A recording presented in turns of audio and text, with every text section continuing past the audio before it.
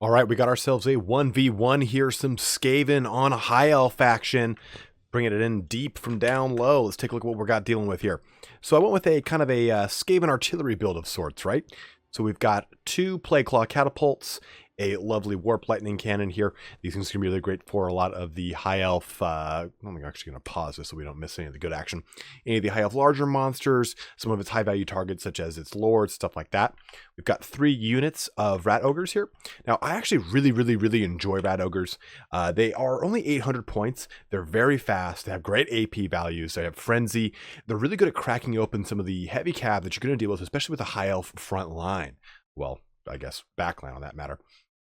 As you can see, that nice frenzy bonus is going to give you a nice little bonus to your weapon damage, your charge bonus, your melee attack. It makes you immune to psychology, all sorts of great things you get from those rat ogres. Now, in addition, we have 3 units of Skaven slaves in the front here, 3 units of just normal clan rats, a unit of Stormhammer with Halberd to kind of deal with any of the heavy cav like Dragon Princes outside of the Silver Helms that we would otherwise deal with. And lastly, we have our 2 casters here. Now, we went with the Warlock Engineer solely for the Howling Warp Gale. When you're dealing with high elves, you're going to deal with a lot of flying units. Howling Warp Gale is a great way to lock those down. Have them just kind of be picked apart by your Warp Lightning Cannon and a lot of other great things. Now we have the Master of Farts himself. Lord. Oh man, I broke myself up right there. Lord Skrulk. He just has his 2 summoning abilities, Vermintide and Pestilent Birth, as well as the Rod of Corruption here, and the Liber Bubonicus. Liber Bubonicus we know to be great because it's basically like a Spirit Leech. And then we also have 2 units of Gutter Runners with Poison. Now, if we take a look at our High Elf build, this is what I guess you could consider the Shadow Warrior build. He's got 2 Vanguard of Shadow Warriors right here. And he's got some Silver Helms with shields on the far flank, and another unit of Silver Helms with shields over here. A nice front line of just your standard Spearmen. 2 units of Archers, a 3rd unit of the Sisters of Averlorn Standard Edition. Then a High Mage as well as Tyrion himself. I just love this model. Okay, so let's get this battle on the road.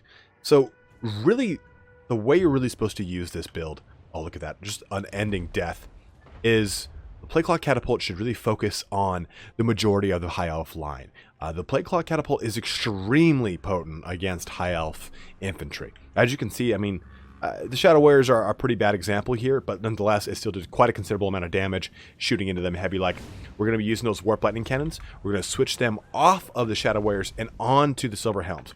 They're a great target. Cavalry get completely burst down. Oh, you can see, man. Each one of those Plague Claws doing tons of damage here. As I zoom in on the ones that miss. But our Gutter Runners with Poison.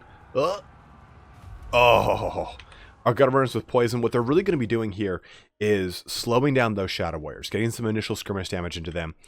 We're pulling them back out of the front line of damage here, trying to get a little slow onto these Silver Helms, help them take a little damage from their artillery. Now we do see that this line is moving. I, of course, at the time cannot see that moving. They're well within the range of the hill. Now, the way this build is really supposed to work is you want to create space. You want to create pretty much large lines in between your cavalry, I'm sorry, not your cavalry, your artillery and individual units of infantry. So basically what the point is, they hit through one line, then they have another line to go through, then another line to go through. And that whole time, you have Lord Skrulk summoning up all sorts of goodies. So let's see how that kind of gets played into effect in this little video here. Those Shadow Warriors just kind of getting some initial skirmishing shots onto our Gutter Runners. They will definitely outtrade them when it comes to the range portion of range combat, but they are very good in melee against Shadow Warriors. The Gutter Runners are really very good at melee, and it's something that you should not cheat when it comes to their overall kit usage.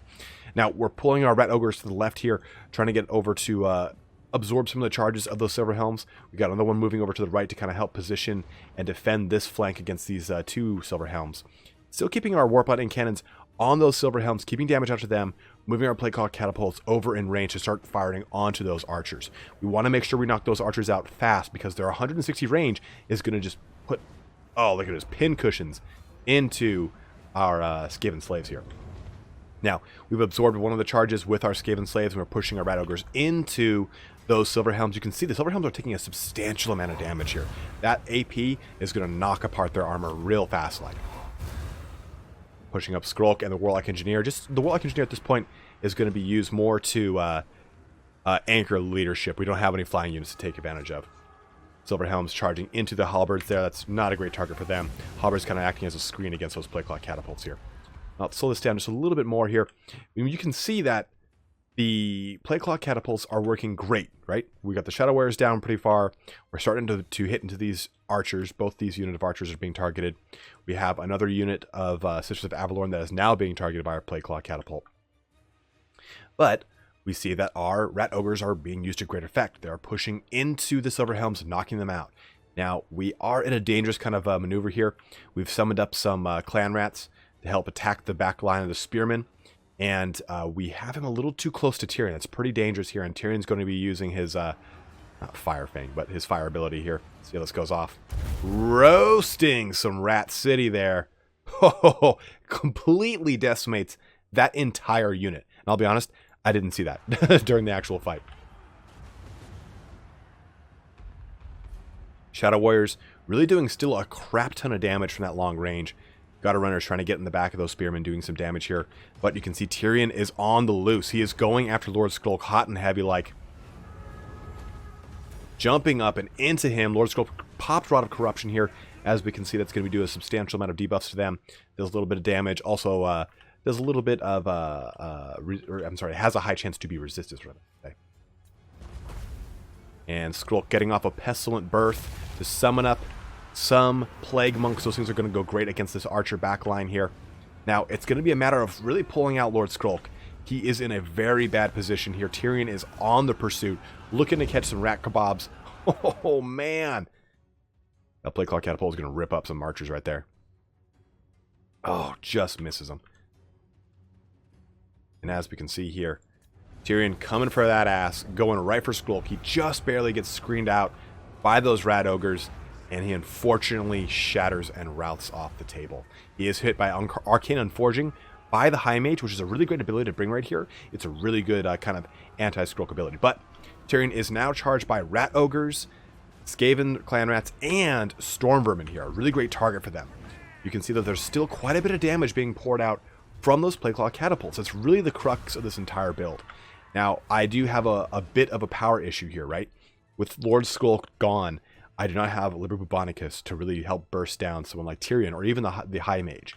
I don't have the ability to summon up more units of Skaven Slaves. So, a huge working portion of this build has now been completely taken out. And that is a huge unfortunate situation here. But it is not completely unamenable. So let's see what we can do here. Got our Rat Ogres have done some significant amount of damage to those Silver Helms there. And really the main fight is right here. Our Warlock Engineer kind of acting as an anchor again, getting another charge from those Rat Ogres into the Sisters of Avalorn. We got one unit of archers already fleeing off the table from combined fires from the Pestilent Birth. I'm sorry, fire from the Plague Clock Catapult and attacks from Pestilent Birth Plague Monks. Trying to just kind of skim down some of those spearmen here.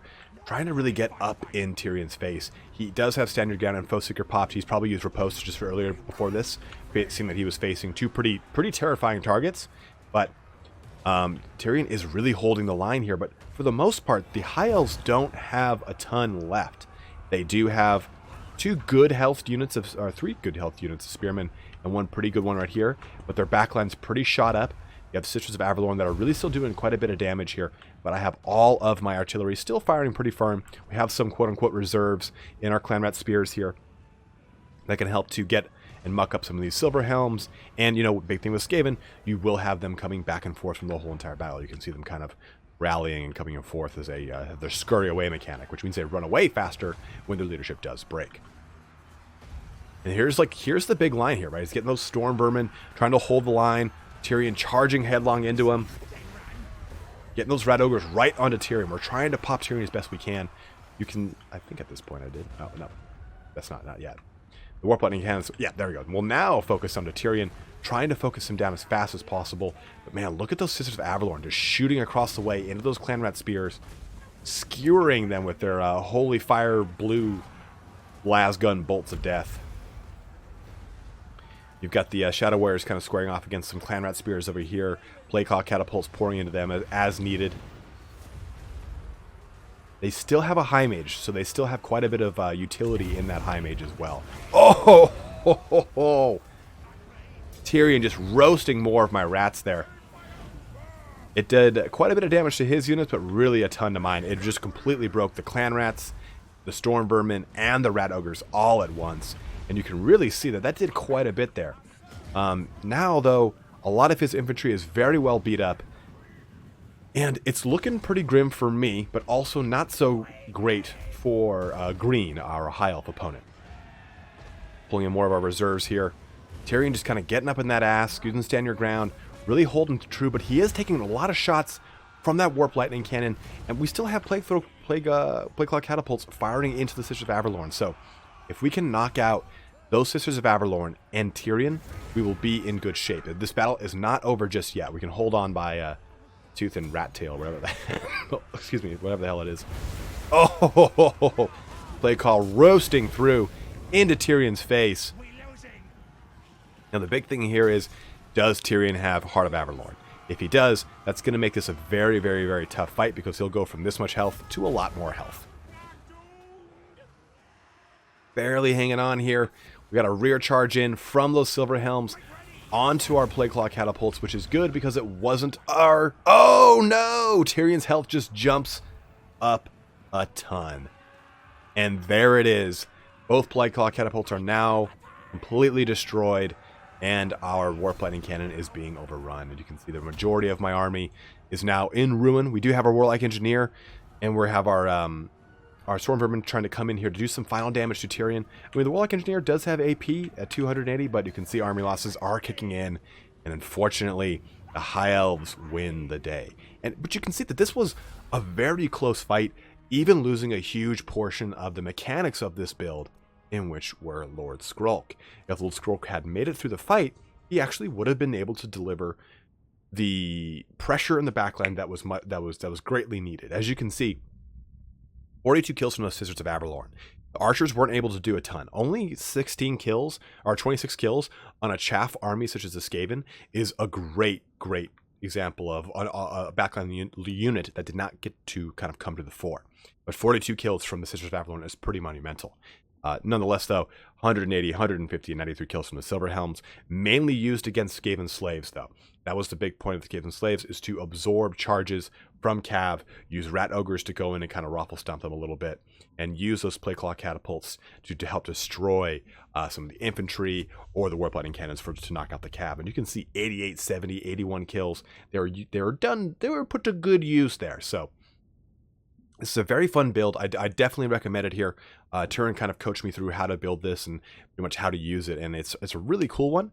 This is a really fun example of how to really kind of use space to your advantage, in the same way that you would, say, a dwarf army. So you can use the same mechanics that you learn from this build in a dwarf army, where you kind of create these layers, these onion layers, as we've always kind of said, to have overlapping kind of cover for each layer. But I hope you guys enjoyed this video here today. Got another one here coming out not too long from now, and we have a Wednesday live stream of another Warpstone Cup, so do stay tuned for that. But as always, guys, thanks so much for watching here today.